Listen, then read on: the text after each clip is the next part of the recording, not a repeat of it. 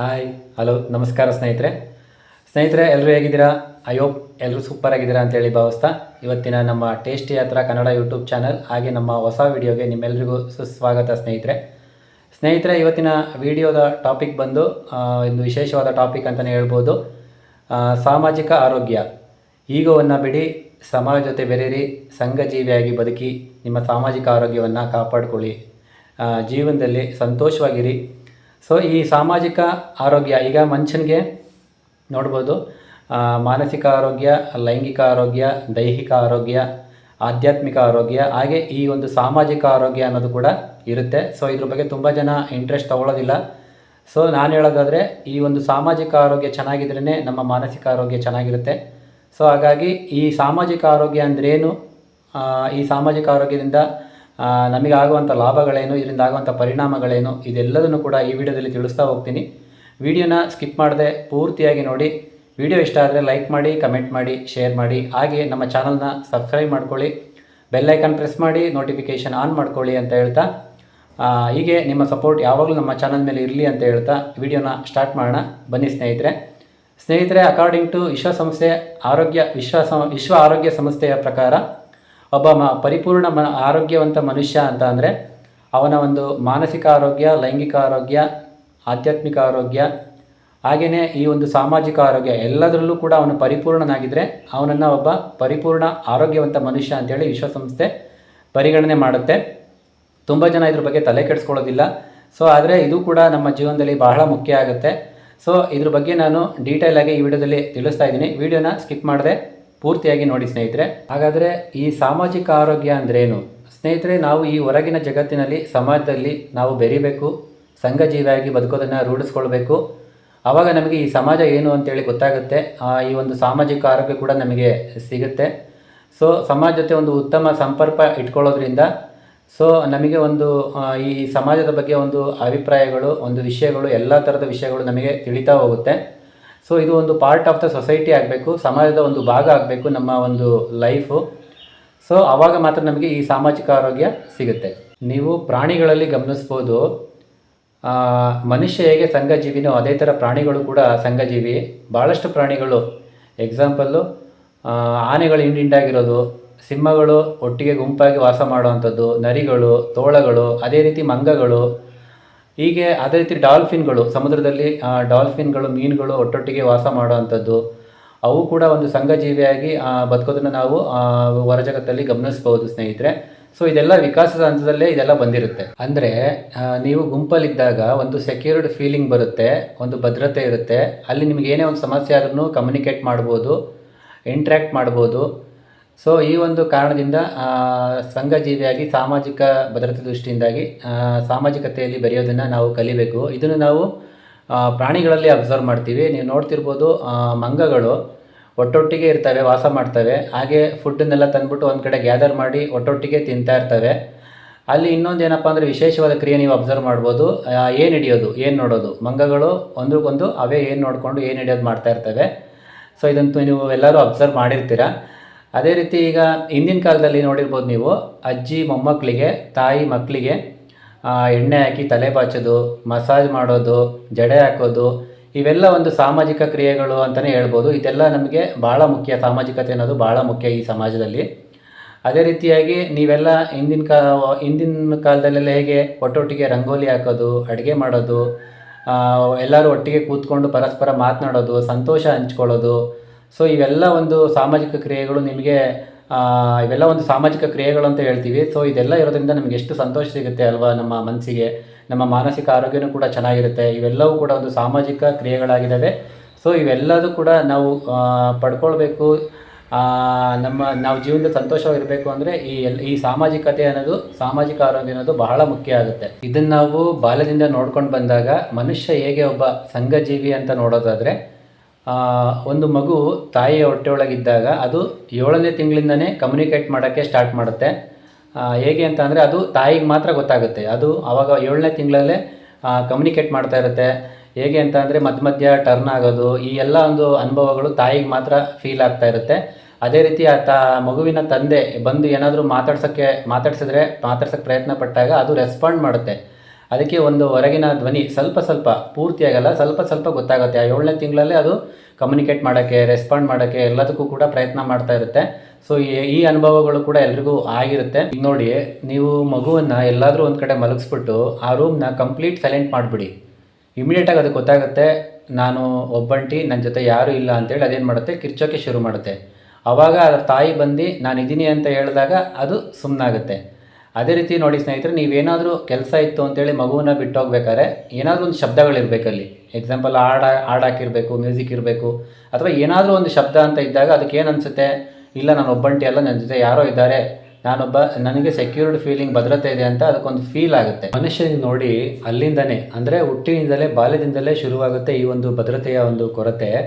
So ಆ ಮಗು ನೋಡಿ ಏನು ಹೇಳ್ತಾ ಇರುತ್ತೆ, ಆವಾಗ ಅವರ ತಾಯಿ ಬಂದು ಲಾಲಿ ಹಾಡು ಹಾಡಿ ಜೋಗುಳ ಆಡಿದಾಗ ಅದಕ್ಕೇನು ಅನಿಸುತ್ತೆ, ಅದಕ್ಕೊಂದು ಸೂಚನೆ, ನನ್ನ ಜೊತೆ ಯಾರೋ ಇದ್ದಾರೆ, ನನ್ನ ತಾಯಿ ಬಂದಿದ್ದಾರೆ, ಸೊ ನನಗೆ ಒಂದು ಭದ್ರತೆ, ಸೆಕ್ಯೂರ್ಡ್ ಫೀಲಿಂಗ್ ಅಂತ ಹೇಳಿ ಅಂದ್ಕೊಂಡು ಅದು ನೆಮ್ಮದಿಯಾಗಿ ನಿದ್ದೆ ಹೋಗುತ್ತೆ. ಸೊ ನೋಡಿ, ಆ ಬಾಲ್ಯದಿಂದಲೇ, ಹುಟ್ಟಿನಿಂದಲೇ ಅದಕ್ಕೊಂದು ಆ ಒಂದು ಫೀಲಿಂಗ್ ಆಗ್ತಾ ಇರುತ್ತೆ. ಸೊ ಅವಾಗಲಿಂದನೇ ಸ್ಟಾರ್ಟ್ ಆಗುತ್ತೆ ಈ ಒಂದು ಭದ್ರತೆ ಅನ್ನೋದು. ಸೊ ಅಲ್ಲಿಂದನೇ ಇನ್ನೊಬ್ಬರ ಒಡನಾಟ ಶುರುವಾಗುತ್ತೆ. ಸೊ ಮೊದಲು ಅದಕ್ಕೆ ತಾಯಿನೇ ರೆಕಗ್ನೈಸ್ ಮಾಡೋದು, ನಂತರ ತಂದೆಯನ್ನು ಗುರ್ತೋಕ್ಕೆ ಶುರು ಮಾಡುತ್ತೆ.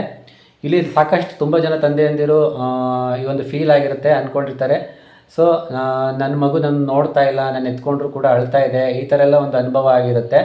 ಸೊ ಅದು ಮೊದಲಿಗೆ ತಾಯಿ ಮಾತ್ರನೇ ಅದಕ್ಕೆ ಎಲ್ಲ, ನಂತರ ತಂದೆ ಮತ್ತು ಉಳಿದ ಎಲ್ಲ ನೆಂಟರನ್ನ, ಮನೇಲಿರೋ ಎಲ್ಲ ನೆಂಟರನ್ನ ಗುರ್ಸೋಕ್ಕೆ ಶುರು ಮಾಡುತ್ತೆ. ಅಂದರೆ ಇಲ್ಲಿ ನೋಡಿ, ಮಗು ಸಂಘಜೀವಿಯಾಗಿ ಮಾರ್ಪಾಡಾಗ್ತಾ ಹೋಗ್ತಿರುತ್ತೆ.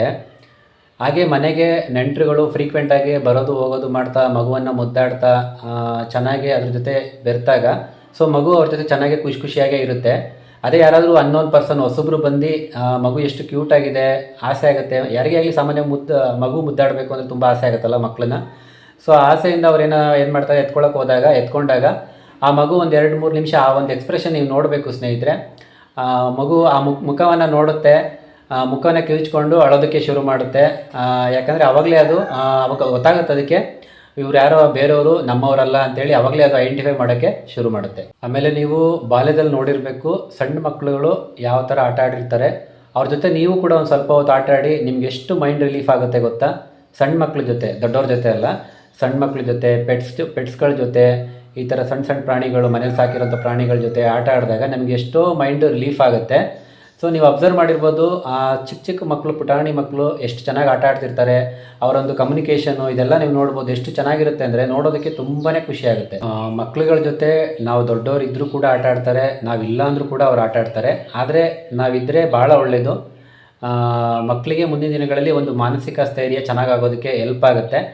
ನೀವು ತುಂಬ ಜನ ಮಕ್ಕಳು ನೋಡಿರ್ಬೋದು, ಇವತ್ತಿನ ಮಕ್ಕಳಲ್ಲಿ ಯಾಕೆ ಮೆಂಟಲಿ ಅಷ್ಟೊಂದು ವೀಕ್ ಆಗಿರ್ತಾರೆ, ಸ್ಟ್ರೆಂತ್ ಇಲ್ಲ ಅಷ್ಟೊಂದು ಅಂತಂದರೆ ಈ ಲೋನ್ಲಿನೆಸ್, ಅಂದರೆ ಒಂಟಿತನ. ತುಂಬ ಮಕ್ಕಳು ಒಂಟಿಯಾಗಿ ಬೆಳೆಯೋದು, ಒಂಟಿಯಾಗಿರೋದು, ಯಾರ ಜೊತೆನೋ ಬೆರೆಯೋಲ್ಲ, ಯಾರ ಜೊತೆನೋ ಆಟ ಆಡೋಲ್ಲ. ಸೊ ಇದರಿಂದ ಏನಾಗುತ್ತೆ, ಮಕ್ಕಳ ಮೇಲೆ ಒಂದು ಮಾನಸಿಕ ಸ್ಥೈರ್ಯ ಅನ್ನೋದು ಕಡಿಮೆ ಆಗುತ್ತೆ, ಒಂದು ಕೆಟ್ಟ ಪರಿಣಾಮ ಬೀರುತ್ತೆ. ಸೊ ಹಾಗಾಗಿ ತುಂಬ ಜನ ಮಕ್ಕಳು ಎಲ್ಲರ ಜೊತೆ ಸೇರಿಕೊಂಡು ಆಟ ಆಡೋದಕ್ಕೆ ಇಷ್ಟಪಡ್ತಾರೆ. ಸೊ ಇದರಿಂದ ಏನಾಗುತ್ತೆ, ಮಕ್ಕಳಲ್ಲಿ ಒಂದು ಸಂವಹನ ಕಲಿತಾರೆ, ಹಾಗೆ ಒಂದು ಭಾಷಾ ಕೌಶಲ್ಯನೂ ಕೂಡ ಕಲಿತಾರೆ. ಸೊ ನಾವು ಕೂಡ ದೊಡ್ಡವರು ಅವ್ರ ಜೊತೆ ಇದ್ದರೆ ಇನ್ನೂ ತುಂಬ ಒಳ್ಳೆಯದು. ಹಾಗಾಗಿ ಮಕ್ಕಳನ್ನ 7ರಿಂದ 10 ವರ್ಷ ತನಕ ಚೆನ್ನಾಗಿ ಆಟ ಆಡೋದಕ್ಕೆ ಬಿಡಿ. ಅದು ಯಾರೇ ಆಗಿರ್ಬೋದು, ಪಕ್ಕದ ಮನೆ ಮಕ್ಕಳಾಗಿರ್ಬೋದು, ಚಿಕ್ಕ ಮಕ್ಕಳಾಗಿರ್ಬೋದು, ಅಥವಾ ಪೆಟ್ಸ್, ಸ್ಮಾಲ್ ಅನಿಮಲ್ಸ್ಗಳ ಜೊತೆ ಆಗಿರ್ಬೋದು, ಯಾರ ಜೊತೆ ಆದರೂ ಅವ್ರು ಚೆನ್ನಾಗಿ ಆಟ ಆಡಬೇಕು. ಅವಾಗೇನಾಗುತ್ತೆ, ಮಕ್ಕಳು ಮೆಂಟಲಿ ಅವರಲ್ಲಿ ನ್ಯೂರಾನ್ ಡೆವಲಪ್ಮೆಂಟ್ ಆಗುತ್ತೆ. ಅಂದರೆ ಮುಂದಿನ ದಿನಗಳಲ್ಲಿ ಮಕ್ಕಳು ಯಾವುದೇ ಒಂದು ಕೆಲಸ ಆದರೂ ಅದ್ಭುತವಾಗಿ ಯಾವ ಥರ ಮಾಡಬೇಕು ಎಲ್ಲದೂ ಕೂಡ ಅವರಿಗೆ ಗೊತ್ತಾಗುತ್ತೆ. ಮಕ್ಕಳುಗಳು ಮುಂದಿನ ದಿನದಲ್ಲಿ ಸ್ಟ್ರೆಂತ್ ಆಗಬೇಕು ಅಂದರೆ ಮಾನಸಿಕವಾಗಿ, ದೈಹಿಕವಾಗಿ, ಭೌತಿಕವಾಗಿ ಅವರು ಸ್ಟ್ರೆಂತ್ ಆಗಬೇಕು ಅಂತಂದರೆ ಚಿಕ್ಕ ವಯಸ್ಸಿನಿಂದಲೇ ಚಿಕ್ಕ ಮಕ್ಕಳು ಸಂಘಜೀವಿಯಾಗಿ ಬೆರಿಬೇಕು, ಸಮಾಜ ಜೊತೆ ಬೆರಿಬೇಕು. ಆವಾಗ ಅವರ ಒಂದು ಮಾನಸಿಕ ಸ್ಥಿತಿ ಚೆನ್ನಾಗಿರುತ್ತೆ, ಸಾಮಾಜಿಕ ಆರೋಗ್ಯ ಕೂಡ ಚೆನ್ನಾಗಿರುತ್ತೆ. ಸೊ ಸಾಮಾಜಿಕ ಆರೋಗ್ಯ ಚೆನ್ನಾಗಿದ್ದರೆ ನಮ್ಮ ಮಾನಸಿಕ ಆರೋಗ್ಯ ಚೆನ್ನಾಗಿರುವಂಥದ್ದು. ಸೊ ಆವಾಗ ಏನಾಗುತ್ತೆ, ಮುಂದೆ ಅವರ ಹದಿಹರೆಯದ ವಯಸ್ಸು, ಯೌವನದಲ್ಲೂ ಕೂಡ ಅದು ಹಾಗೆ ಕಂಟಿನ್ಯೂ ಆಗುತ್ತೆ. ಅವರು ಹೆಚ್ಚಾಗಿ ಹೊರಗಡೆ ಫ್ರೆಂಡ್ಸ್ಗಳ ಜೊತೆನೇ ಇರ್ತಾರೆ. ಸೊ ಮನೆ ಸೇರೋದು ತುಂಬ ಕಡಿಮೆ ಇರುತ್ತೆ. ಆವಾಗಲೂ ಕೂಡ ಅವರ ಒಂದು ಮಾನಸಿಕ ಸ್ಥಿತಿ, ಅವರ ಒಂದು ಸಾಮಾಜಿಕ ಆರೋಗ್ಯ ಕೂಡ ಚೆನ್ನಾಗಿರುತ್ತೆ. ನೋಡಿ, ಮನುಷ್ಯ ಯಾವಾಗ ಸಾಮಾಜಿಕ ಆರೋಗ್ಯನ ಕಳ್ಕೊಳ್ಳೋಕ್ಕೆ ಶುರು ಮಾಡ್ತಾನೆ ಅಂತಂದರೆ, ಅವನಿಗೆ ಒಂದು ಜಾಬ್ ಅಂತ ಆದಾಗ, ಮದುವೆ ಅಂತ ಆದಾಗ, ಅಲ್ಲಿಂದ ಶುರುವಾಗುತ್ತೆ ಅವನ ಒಂದು ಸಾಮಾಜಿಕ ಆರೋಗ್ಯ ಹಾಳಾಗೋದಕ್ಕೆ, ಕೆಡೋದಕ್ಕೆ. ಅದಕ್ಕೆ ಮುಂಚೆ ಚಿಕ್ಕವರಿದ್ದಾಗ ತುಂಬಾ ಚೆನ್ನಾಗಿರುತ್ತೆ. ಎಷ್ಟರ ಮಟ್ಟಿಗೆ ಅಂದರೆ ಫ್ರೆಂಡ್ಸ್ಗಳ ಜೊತೆ ಸೇರ್ಬೇಕಾದ್ರೆ ಅವರು ಯಾವ ಕ್ಯಾಸ್ಟು, ಅವನ ಜಾತಿ ಯಾವುದು, ಧರ್ಮ ಯಾವುದು, ಇದು ಯಾವುದು ಏನೇನು ಗೊತ್ತಿರೋದಿಲ್ಲ. ಅವ್ರ ಪಾಡಿಗೆ ಅವ್ರು ಖುಷಿಯಿಂದ ಆಟ ಆಡಿಕೊಂಡು ಚೆನ್ನಾಗೇ ಇರ್ತಾರೆ. ಒಂದು ಹದಿಹರೆಯ ವಯಸ್ಸು, ಒಂದು ಯೌವನ ವಯಸ್ಸಿಗೆ ಬಂದಾಗ ಅಲ್ಲೂ ಕೂಡ ಅವ್ರು ಚೆನ್ನಾಗೇ ಇರ್ತಾರೆ. ಆದರೆ ಕೆಲವು ಸಲ ಮನೆಯಲ್ಲಿ ನೀನು ಅವ್ರ ಜೊತೆ ಹೋಗಬೇಡ, ಅವನು ಬಡವ, ಅವನು ಆ ಜಾತಿ ಈ ಜಾತಿ ಅಂತೆಲ್ಲ ಹೇಳಿ ಅವ್ರ ತಲೆಗೆ ತುಂಬ್ತಾರೆ. ಆದರೂ ಕೂಡ ಆ ಒಂದು ವಯಸ್ಸಿನಲ್ಲಿ ಅವರಿಗೆ ಅದೆಲ್ಲ ತಲೆಗೆ ಹೋಗಲ್ಲ. ಜನಗಳು ಮನೆಯವ್ರ ಮುಂದೆ ಹ್ಞೂ ಅಂತಾರೆ, ಆದರೆ ನಾಳೆ ಮತ್ತೆ ಅವ್ರ ಜೊತೆ ಚೆನ್ನಾಗೇ ಇರ್ತಾರೆ ಫ್ರೆಂಡ್ಸ್ಗಳ ಜೊತೆ. ಸೊ ಆ ಒಂದು ಹದಿಹರೆಯ ವಯಸ್ಸಿನಲ್ಲೂ ಕೂಡ ಯೌವನದಲ್ಲೂ ಕೂಡ ನಮ್ಮ ಒಂದು ಲೈಫು ತುಂಬಾ ಚೆನ್ನಾಗಿರುತ್ತೆ ಸ್ನೇಹಿತರೆ. ಈ best part of our life ಅಂತ ನೋಡೋದಾದರೆ ಸ್ನೇಹಿತರೆ, ನಮ್ಮ ಹದಿಹರೆಯ ವಯಸ್ಸು, ಹೈಸ್ಕೂಲ್ ಕ್ಲಾಸ್ಮೇಟ್ಸ್ ಅಂತ ಏನು ಹೇಳ್ತೀವಿ, ಆ ಫ್ರೆಂಡ್ಸ್ ಅವರು ನಮ್ಮ ನಿಜವಾದ ಸ್ನೇಹಿತರು. ಆಮೇಲೆ ಹೈಸ್ಕೂಲ್ ನಂತರ ನಮಗೆ ಕೊನೆಗೆ ಬರುವಂಥ ಸ್ನೇಹಿತರು they are not true friends. ಅಂದರೆ ಟ್ರೂ ಫ್ರೆಂಡ್ಸ್ ಅಲ್ಲ ಅಂತ ಅಲ್ಲ, ಅದರಲ್ಲಿ ಟ್ರೂ ಫ್ರೆಂಡ್ಸ್ ಕೆಲವರು ಇರ್ತಾರೆ, ಆದರೆ ಸಂಖ್ಯೆ ಭಾಳ ಕಡಿಮೆ. ಆದರೆ ಹೈಸ್ಕೂಲ್ ಸ್ನೇಹಿತರು ಏನಿರ್ತಾರಲ್ಲ ಅವರು ನಮಗೆ ನಿಜವಾದ ಸ್ನೇಹಿತರು. ಯಾಕಂದರೆ ಆ ಒಂದು ಟೈಮಲ್ಲಿ ನಾವು ಅವ್ರ ಜೊತೆ ಆಟ ಆಡಿರ್ತೀವಿ, ಈಜನ್ನು ಕಲ್ತಿರ್ತೀವಿ, ಮರ್ಕೋತಿ ಆಟ, ಈ ಥರ ಏನೇ ಒಂದು ಅವ್ರ ಜೊತೆ ಸಾಕಷ್ಟು ಸಮಯ ತುಂಬ ಹೊತ್ತು ಬೆರ್ತಿರ್ತೀವಿ, ಚೆನ್ನಾಗಿ ಅರ್ಥ ಮಾಡ್ಕೊಂಡಿರ್ತೀವಿ.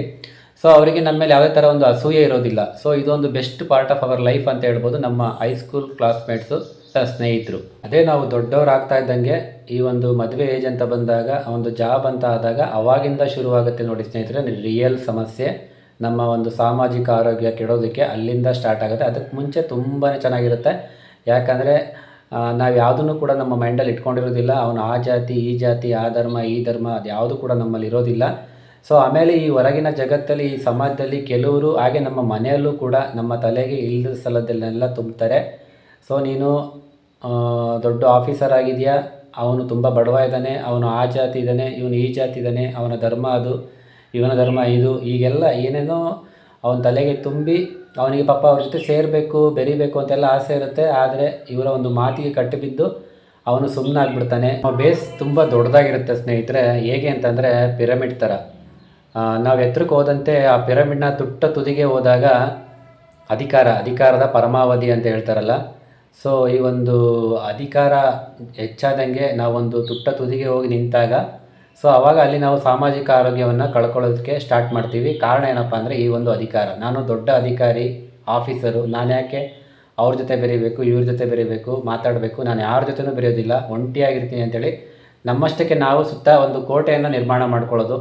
ಸೊ ಯಾವ ವ್ಯಕ್ತಿ ಆ ಥರ ಬದುಕ್ತಾನೋ ಅವನಿಗೆ ಅನಾರೋಗ್ಯ ಅನ್ನೋದು ಕಟ್ಟಿಟ್ಟ ಬುತ್ತಿ. ಯಾವ ವ್ಯಕ್ತಿ ಯಾರ ಜೊತೆನೂ ಬೆರೆಯೋದಿಲ್ಲ, ಸೇರೋದಿಲ್ಲ, ನಾನು ದೊಡ್ಡ ಸ್ಥಿತಿಗೆ, ನನ್ನ ದೊಡ್ಡ ಅಂತಸ್ತು, ನಾನು ಶ್ರೀಮಂತ, ನನ್ನ ಹತ್ರ ಬೇಕಾದಷ್ಟು ಹಣ ಇದೆ ಅಂಥೇಳಿ ಅವನಷ್ಟಕ್ಕೆ ಅವನೇ ಒಂದು ಬೌಂಡ್ರಿನ ಹಾಕ್ಕೊಳ್ತಾನೆ. ಅವನು ನೋಡಿ, ಅವನಿಗೆ ಎಷ್ಟೋ ಸಮಸ್ಯೆಗಳಿರುತ್ತೆ, ಸ್ಟ್ರೆಸ್ಗಳಿರುತ್ತೆ, ಇದನ್ನೆಲ್ಲ ಬೇರೆಯವ್ರ ಹತ್ರ ಹಂಚ್ಕೊಳ್ಬೇಕು, ಹೇಳ್ಬೇಕು.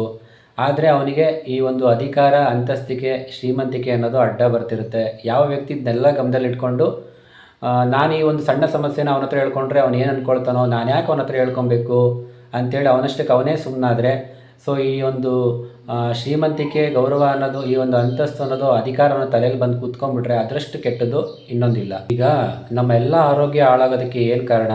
ನಮ್ಮಲ್ಲಿರುವಂಥ ಅಹಮು, ನಾನತ್ವ, ಈ ಅಧಿಕಾರ, ಇದೆಲ್ಲ ಯಾರು ಬಿಡ್ತಾರೋ ಅವರ ಆರೋಗ್ಯ ತುಂಬ ಚೆನ್ನಾಗಿರುತ್ತೆ, ಅವರ ಮಾನಸಿಕ ಆರೋಗ್ಯ ತುಂಬ ಚೆನ್ನಾಗಿರುತ್ತೆ. ಅದೇ ರೀತಿ ಅವರಿಗೆ ಯಾವುದೇ ಥರ ಕಾಯಿಲೆನೂ ಕೂಡ ಬರೋದಿಲ್ಲ.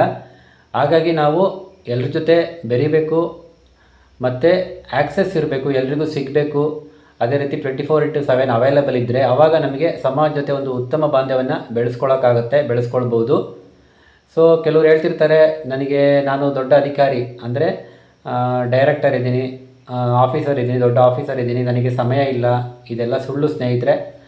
ಅಂಥ ದೊಡ್ಡ ಪ್ರೈಮ್ ಮಿನಿಸ್ಟರ್ ಆಗಿರ್ಬೋದು, ಪ್ರೆಸಿಡೆಂಟ್ ಆಗಿರ್ಬೋದು, ಅಂಥ ದೊಡ್ಡ ಹುದ್ದೆಯಲ್ಲಿ ದೊಡ್ಡ ಜವಾಬ್ದಾರಿ ಹೊತ್ತಿರೋರೆ ಅವ್ರಿಗೆ ಸಮಯ ಇದೆ ಅಂದಮೇಲೆ ನಿಮಗೆ ಅವ್ರಿಗಿಂತ ಏನು ದೊಡ್ಡ ಜವಾಬ್ದಾರಿ ಏನಿರೋದಿಲ್ಲ. ಸಮಯನ ನಾವು ಮಾಡ್ಕೊಬೇಕು.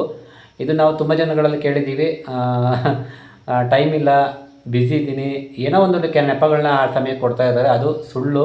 ಸೊ ಇಂಥ ಒಂದು ಮುಖ್ಯವಾದ ಕಾರ್ಯಗಳಿಗೆ, ನಮ್ಮ ಒಂದು ಮುಖ್ಯವಾದ ಕಾರ್ಯಗಳಿಗಾಗಿರ್ಬೋದು, ಆರೋಗ್ಯ ದೃಷ್ಟಿಯಿಂದ ನಾವು ಕೆಲವೊಂದು ವಿಚಾರಗಳಿಗೆ ನಾವು ಸಮಯವನ್ನು ಮಾಡ್ಕೊಬೇಕು, ಸಮಯವನ್ನು ಕೊಡಬೇಕು. ಇವಾಗ ಎಷ್ಟೋ ಜನ ಅವರಷ್ಟಕ್ಕೆ ಅವರೇ ಹೈಪ್ ಮಾಡ್ಕೊಳ್ತಿರ್ತಾರೆ. ನಾನು ದೊಡ್ಡ ಅಧಿಕಾರಿ ಇದ್ದೀನಿ, ಸೈಂಟಿಸ್ಟ್ ಇದ್ದೀನಿ, ಡೈರೆಕ್ಟರ್ ಇದ್ದೀನಿ, ನಂಗೆ ಸಮಯ ಇಲ್ಲ, ಈ ಥರ ಅವರಷ್ಟಕ್ಕೆ ಅವರೇ ಒಂದು ಬೇಲಿ ಹಾಕ್ಕೊಂಡು ಬದುಕ್ತಾ ಇರ್ತಾರೆ. ಇದರಿಂದ ಬೇರೆಯವ್ರಿಗೇನು ನಷ್ಟ ಇಲ್ಲ, ಅವ್ರಿಗೇನೇ ನಷ್ಟ. ಯಾಕಂತ ಅಂದರೆ ನಾವು ಯಾವಾಗಲೂ ಕೂಡ 24/7 ನಾವು ಎಲ್ರಿಗೂ ಕೂಡ ಅವೈಲೇಬಲ್ ಇರಬೇಕು, ಆ್ಯಕ್ಸೆಸ್ ಇರಬೇಕು. ನಮ್ಮ ಕುಟುಂಬದವರಾಗಿರ್ಬೋದು, ಬಂಧುವರ್ಗದವರಾಗಿರ್ಬೋದು, ಸ್ನೇಹಿತರಾಗಿರ್ಬೋದು, ಎಲ್ಲರೂ ಕೂಡ ನಾವು ಅವೈಲೇಬಲ್ ಇದ್ದಾಗ ಎಲ್ಲರೂ ಕೂಡ ಬರ್ತಾರೆ. ನೀವು ಯಾರಿಗೂ ಸಿಗೋದಿಲ್ಲ ಅಂದಾಗ ಯಾರೂ ಕೂಡ ನಿಮ್ಮ ಜೊತೆ ಬರೋದಿಲ್ಲ. ಹಾಗಾಗಿ ಎಲ್ಲರ ಜೊತೆ ಯಾವಾಗಲೂ ಕೂಡ ಸಂತೋಷದಿಂದ ಬೆರೀರಿ, ಮಾತಾಡಿ, ಖುಷಿಯಾಗಿರಿ. ಈಗ ನೀವು ಅವೈಲೇಬಲ್ ಇದ್ದೀರಾ ಅಂದರೆ ನಾನು ಬರ್ತೀನಿ ನಿಮ್ಮನ್ನು ಮೀಟ್ ಮಾಡೋದಕ್ಕೆ. ನೀವೇ ಅವೈಲೇಬಲ್ ಇಲ್ಲ ಅಂದಾಗ ನಾನು ಯಾಕೆ ಬರಲಿ, ನಾನು ಬರೋದಿಲ್ಲ, ಅಲ್ಲಿ ಒಂದು ಡಿಸ್ಟೆನ್ಸ್ ಕ್ರಿಯೇಟ್ ಆಯಿತು. ಸೊ ಆ ಥರ ಮಾಡ್ಕೊಳ್ಬೇಡಿ. ಎಲ್ಲರ ಜೊತೆ ಚೆನ್ನಾಗಿ ಬೆರೀರಿ, ಅವೈಲೇಬಲ್ ಇರಿ, ಆ್ಯಕ್ಸೆಸ್ ಇರಿ. ನೀವೇನೇ ದೊಡ್ಡ ಆಫೀಸರ್ ಆಗಿರಿ, ಅದು ನಿಮ್ಮ ಆಫೀಸಲ್ಲಿ ಇದ್ದಾಗ ಮಾತ್ರ ಸೀಮಿತ ಆಗಿರಬೇಕು. ಆಫೀಸಿಂದ ಬಂದ ಮೇಲೆ ನೀವು ಎಲ್ಲರ ಜೊತೆ ಸಾಮಾನ್ಯವಾಗಿ ಜನಸಾಮಾನ್ಯರ ಜೊತೆ ಬೆರೆಯೋದನ್ನು ಕಲಿಬೇಕು, ಸಾಮಾನ್ಯವಾಗಿ ಬದುಕೋದನ್ನು ಕಲಿಬೇಕು. ಆವಾಗ ನಿಮಗೆ ಸಮಾಜ ಏನು, ಹೊರ ಜಗತ್ತು ಏನು ಅನ್ನೋದು ಗೊತ್ತಾಗುತ್ತೆ. ಎಷ್ಟೋ ಈಗ ನೀವು ದೊಡ್ಡ ವ್ಯಕ್ತಿಗಳು ನೋಡಿರ್ಬೋದು, ಅವ್ರು ಯಾಕೆ ಇವತ್ತು ದೊಡ್ಡ ಮನುಷ್ಯರಾಗಿದ್ದಾರೆ, ಅವ್ರು ಎಷ್ಟೇ ದೊಡ್ಡ ಸ್ಥಾನದಲ್ಲಿದ್ರು ಕೂಡ ಅವರು ಎಲ್ಲರ ಜೊತೆ ಸಾಮಾನ್ಯವಾಗಿ ಜನಗಳ ಜೊತೆ ಬೆರೀತಾಯಿದ್ರು, ಕಷ್ಟ ಸುಖಗಳನ್ನ ನೋಡ್ತಾಯಿದ್ರು. ಸೊ ಯಾವ ವ್ಯಕ್ತಿ ಜನಗಳ ಜೊತೆ ಬೆರೀತಾನೋ ಅವರಿಗೆ ಸ್ಪಂದನೆ ಚೆನ್ನಾಗಿರುತ್ತೆ. ಸೊ ಹಾಗಾಗಿ ನೀವು ಕೂಡ ಎಲ್ಲರ ಜೊತೆ ಚೆನ್ನಾಗಿ ಬೆರೀರಿ ಸ್ನೇಹಿತರೆ. ಆವಾಗ ನಿಮ್ಮ ಒಂದು ಸಾಮಾಜಿಕ ಆರೋಗ್ಯ ಕೂಡ ಚೆನ್ನಾಗಿರುತ್ತೆ. ಹಾಗೆಯೇ ನೀವು ಯಾವುದೇ ಒಂದು ಫಂಕ್ಷನ್ ಆದರೂ ಕೂಡ, ಅದು ಗೃಹ ಪ್ರವೇಶ ಆಗಿರ್ಬೋದು, ಸೀಮಂತ ಫಂಕ್ಷನ್ ಆಗಿರ್ಬೋದು, ಹಾಗೆಯೇ ಮದುವೆ ಫಂಕ್ಷನ್ ಆಗಿರ್ಬೋದು, ಅದು ಕುಟುಂಬದವ್ರದ್ದಾಗಿರ್ಬೋದು, ಫ್ರೆಂಡ್ಸ್ ಆಗಿರ್ಬೋದು, ಯಾವುದೇ ಒಂದು ವಾಟ್ ಎವರ್ ನೀವು ಎಷ್ಟೇ ಬ್ಯುಸಿ ಇದ್ದರೂ ಕೂಡ ಅದಕ್ಕೆ ಸಮಯ ಕೊಟ್ಟು ಹೋಗೋದನ್ನು ಕಲೀರಿ, ಜನಗಳ ಜೊತೆ ಬೆರೆಯೋದನ್ನು ಕಲೀರಿ. ಅದನ್ನು ಬಿಟ್ಟು ನಾನು ಬ್ಯುಸಿ ಇದ್ದೀನಿ ಅಂತೇಳಿ ನಿಮ್ಮಷ್ಟಕ್ಕೆ ನೀವೇ ಐಸೋಲೇಟ್ ಮಾಡ್ಕೊತಾ ಕೂತ್ಕೊಂಡ್ರೆ, ಹೋಗದೆ ಹೋದರೆ ಅದರಿಂದ ಲಾಸು ಅವರಿಗೇನಲ್ಲ, ನಮಗೇನೆ ಲಾಸು. ಸೊ ಹೇಗೆ ಅಂತ ಅಂದರೆ, ನಾವು ಆ ಒಂದು ಫಂಕ್ಷನ್ಗಳಿಗೆ ಹೋದಾಗ ಅಲ್ಲಿ ಸಾಕಷ್ಟು ಜನಗಳ ಜೊತೆ ಬೆರಿತೀವಿ, ಮಾತಾಡ್ತೀವಿ, ಖುಷಿಯಾಗಿರ್ತೀವಿ. ಈ ಥರ ಗುಂಪುಗಳಲ್ಲಿ ಬೆರೆತು ಜನಗಳ ಜೊತೆ ಪ್ರೀತಿಯಿಂದ, ವಿಶ್ವಾಸದಿಂದ ಚೆನ್ನಾಗಿ ಮಾತಾಡಿದಾಗ ನಮ್ಮಲ್ಲಿ ಕೆಲವೊಂದು ಗುಡ್ ಹಾರ್ಮೋನ್ಸ್ಗಳು, ಲವ್ ಹಾರ್ಮೋನ್ಸ್ಗಳು ರಿಲೀಸ್ ಆಗ್ತವೆ. ಸೊ ಇದು ಒಬ್ಬಂಟಿ ಇದ್ದಾಗ ರಿಲೀಸ್ ಆಗೋದಲ್ಲ, ಇದು ಜನಗಳ ಜೊತೆ ಬೆರೆತಾಗ, ಗುಂಪಲ್ಲಿದ್ದಾಗ ಮಾತ್ರ ರಿಲೀಸ್ ಆಗುವಂಥದ್ದು. ಒಂದು ಪ್ರೀತಿಯಿಂದ ಮಾತನಾಡೋದು ಅಲ್ವಾ, ಸಾಕಷ್ಟು ವಿಚಾರಗಳನ್ನ ನಾವು ಕಲಿತೀವಿ, ಹೊಸ ಜನಗಳನ್ನ ಪರಿಚಯ ಆಗ್ತಾರೆ, ಹೊಸ ವಿಚಾರಗಳನ್ನ ಕಲಿತೀವಿ. ಈ ಥರ ಸಮಾಜ ಜೊತೆ ಒಂದು ಒಳ್ಳೆ ಬಾಂಡಿಂಗ್ನ ನಾವು ಬೆಳೆಸ್ಕೊಬೇಕು. ಅವ್ರ ಜೊತೆ ನಾವು ಪ್ರೀತಿಯಿಂದ ಮಾತಾಡೋದು. ಏನು ನಾರ್ಮಲಾಗಿ ಜನರಲಾಗಿ ಏನು ಮಾತಾಡ್ತೀವಿ, ಬನ್ನಿ ಯಾವಾಗ ಬಂದ್ರಿ, ಇವಾಗ ಬಂದ್ರಾ, ಚೆನ್ನಾಗಿದ್ದೀರಾ, ಮನೇಲಿ ಎಲ್ಲರೂ ಆರಾಮಿದ್ದಾರಾ, ಅವ್ರು ಹೇಗಿದ್ದಾರೆ, ಇವ್ರು ಹೇಗಿದ್ದಾರೆ, ಊಟ ಮಾಡಿದ್ರಾ, ಕಾಫಿ ಕುಡಿತೀರಾ, ಟೀ ಕುಡಿತೀರಾ, ಈ ಥರ ಎಲ್ಲ ಚೆನ್ನಾಗಿ ಮಾತಾಡ್ತಾ ಪ್ರೀತಿಯಿಂದ ಖುಷಿಯಾಗಿದ್ದಾಗ ಇದರಿಂದ ನಿಮಗೂ ಮತ್ತು ಅವರಿಗೂ ಇಬ್ಬರಿಗೂ ಕೂಡ ಬೆನಿಫಿಟ್ ಇದೆ. ಇದರಿಂದ ನಿಮ್ಮಲ್ಲಿ ಲವ್ ಹಾರ್ಮೋನ್ಸ್ ಅಂತೇಳಿ ಆಕ್ಸಿಟಾಸಿನ್ ಅಂತೇಳಿ ಲವ್ ಹಾರ್ಮೋನ್ಸ್ ಅದೆಲ್ಲ ಕೂಡ ರಿಲೀಸ್ ಆಗುತ್ತೆ. ಇದರಿಂದ ನಮ್ಮ ಹೆಲ್ತಿಗೆ ತುಂಬ ಬೆನಿಫಿಟ್ ಇದೆ. ಒಂದು ನಮ್ಮ ಸಾಮಾಜಿಕ ಆರೋಗ್ಯ ಆಗಿರ್ಬೋದು, ಮಾನಸಿಕ ಆರೋಗ್ಯವೂ ಕೂಡ ತುಂಬ ಚೆನ್ನಾಗಿರುತ್ತೆ ಸ್ನೇಹಿತರೆ. ಹಾಗೆ ನೋಡಿ ಸ್ನೇಹಿತರೆ, ನೀವು ಅಬ್ಸರ್ವ್ ಮಾಡಿರ್ಬೋದು, ಕೆಲವೊಂದು NGO ಸಂಸ್ಥೆಗಳಿಂದ ಕೆಲವೊಂದು ಕಾರ್ಯಕ್ರಮಗಳಲ್ಲಿ ಅವರು ಪಾಲ್ಗೊಂಡು ಅವರು ಕೆಲವೊಂದು ಕೆಲಸಗಳನ್ನ ಮಾಡ್ತಾ ಇರ್ತಾರೆ. ನಾವೆಲ್ಲ ಏನು ಅಂದ್ಕೊಳ್ತೀವಿ, ಇವ್ರಿಗೇನು ಮಾಡೋಕ್ಕೆ ಕೆಲಸ ಇಲ್ವಾ, ಇಲ್ಲಿ ಬಂದು ಇಷ್ಟೊಂದು ಜನ ಬಂದಿದ್ದಾರೆ, ಏನೇನೋ ಮಾತಾಡ್ತಾರೆ, ಏನೇನೋ ಕೆಲಸಗಳು ಮಾಡ್ತಾರೆ, ಹಾಗೆ ಹೇಗೆ ಅಂತ ನೋಡ್ತೀವಿ. ಆದರೆ ಅವರಲ್ಲಿ ಏನಕ್ಕೆ ಬಂದಿರ್ತಾರೆ ಅಂದರೆ, ಅವರಿಗೆ ಗೊತ್ತು ಈ ಎಲ್ಲ ಬೆನಿಫಿಟ್ಗಳು. ನಾವಿಲ್ಲಿ ಬಂದು ಇಷ್ಟು ಜನಗಳ ಜೊತೆ ಮಾತನಾಡಿ ಖುಷಿಯಿಂದ ಇದ್ದಾಗ ನಮಗೆ ಏನೆಲ್ಲ ಉಪಯೋಗ ಆಗುತ್ತೆ, ಈ ಒಂದು ಹಾರ್ಮೋನ್ಸ್ಗಳು, ಗುಡ್ ಹಾರ್ಮೋನ್ಸ್ಗಳು ರಿಲೀಸ್ ಆಗೋವಂಥದ್ದು, ನಮ್ಮ ಮಾನಸಿಕ ಆರೋಗ್ಯ, ಸಾಮಾಜಿಕ ಆರೋಗ್ಯ ಚೆನ್ನಾಗಿರುವಂಥದ್ದು, ಇದ್ರ ಬಗ್ಗೆ ಎಲ್ಲ ಅವ್ರಿಗೆ ಗೊತ್ತಿರುತ್ತೆ. ಹಾಗಾಗಿ ಅವರು ಇದನ್ನು ಹುಡಿಕೊಂಡು ಇಂಥ ಒಂದು ಫಂಕ್ಷನ್ಗಳಿಗೆ ವಾಲಂಟ್ರಿಯಾಗಿ ಅಟೆಂಡ್ ಆಗ್ತಾರೆ. ಆದರೆ ನಮಗೆ ಇದೆಲ್ಲ ಗೊತ್ತಿರೋದಿಲ್ಲ. ಸೊ ಹಾಗಾಗಿ ನಾವು ಈ ಥರ ಎಲ್ಲ ಮಾತಾಡ್ಕೊಳ್ತಾ ಇರ್ತೀವಿ. ಹಾಗಾಗಿ ನಾವೆಲ್ಲ ಕೂಡ ಯಾವುದೇ ಒಂದು ಕಾರ್ಯಕ್ರಮ ಆಗಿರ್ಬೋದು, ಅದು ನಮ್ಮನೆ ಕಾರ್ಯ ಆಗಿರ್ಬೋದು, ಪಕ್ಕದ ಮನೆ ಆಗಿರ್ಬೋದು, ನಮ್ಮ ಊರಿನ ಕಾರ್ಯ ಆಗಿರ್ಬೋದು, ದೇವಸ್ಥಾನದ್ದು ಒಂದು ನಾಮಕರಣ, ಮದುವೆ ಕಾರ್ಯ, ಯಾವುದೇ ಒಂದು ಎನಿವನ್ ವಾಟ್ ಎವರ್ ನೀವು ಎಷ್ಟೇ ಬ್ಯುಸಿ ಇದ್ರೂ ಕೂಡ ಆದಷ್ಟು ಸಮಯ ಕೊಟ್ಟು ಅಂಥ ಒಂದು ಫಂಕ್ಷನ್ಗಳಿಗೆ ಅಟೆಂಡ್ ಆಗಿ, ಅಲ್ಲಿ ಯಾವುದಾರ ಒಂದು ಕೆಲಸ, ಊಟ ಬಡಿಸೋದಾಗಿರ್ಬೋದು, ಅಥವಾ ಯಾವುದಾರ ಒಂದು ಸರ್ವ್ ಮಾಡಿಕೊಂಡು ಜನಗಳ ಜೊತೆ ಖುಷಿಯಾಗಿ ಬೆರೆತು ಮಾತನಾಡ್ತಾ ಇದ್ದಾಗ ನಿಮಗೆ ಇದರಿಂದ ಸಾಕಷ್ಟು ಬೆನಿಫಿಟ್ಗಳು, ಒಂದು ಲವ್ ಹಾರ್ಮೋನ್ಸು, ಗುಡ್ ಹಾರ್ಮೋನ್ಸ್ಗಳು ರಿಲೀಸ್ ಆಗುತ್ತೆ. ನಿಮ್ಮ ಆರೋಗ್ಯ ಚೆನ್ನಾಗಿರುತ್ತೆ. ನಿಮ್ಮ ಸಾಮಾಜಿಕ ಆರೋಗ್ಯ ಚೆನ್ನಾಗಿದ್ರೇ, ಈ ಥರ ಸಮಾಜ ಜೊತೆ ಬೆರೆತರೇ ನಿಮ್ಮ ಮಾನಸಿಕ ಆರೋಗ್ಯನೂ ಕೂಡ ಚೆನ್ನಾಗಿರುವಂಥದ್ದು. ಹಾಗಾಗಿ ಎಲ್ಲರೂ ಕೂಡ ಇದರಿಂದ ಹೆಲ್ತಿಯಾಗಿ, ಹ್ಯಾಪಿಯಾಗಿ ಒಂದು ಲೈಫನ್ನು ಲೀಡ್ ಮಾಡ್ಬೋದು. ಸೊ ನಾನು ಹೇಳೋದೇನು ಅಂದರೆ ಸ್ನೇಹಿತರೆ, ಫೈನಲಾಗಿ ನಾವೆಲ್ಲರೂ ಕೂಡ ಸಂಘಜೀವಿಯಾಗಿ ಸಮಾಜದಲ್ಲಿ ಒಂದು ಉತ್ತಮ ಬಾಂಧವ್ಯವನ್ನು ಇಟ್ಕೊಂಡು ಎಲ್ಲರ ಜೊತೆ ಬೆರೀತಾ ಖುಷಿಯಾಗಿ ಬದುಕೋಣ. ಯಾಕಂದರೆ ಎಲ್ಲರ ಹತ್ರನೂ ಒಂದೊಂದನ್ನು ನಾವು ಕಲಿಯುವಂಥದ್ದು ಇದ್ದೇ ಇರುತ್ತೆ.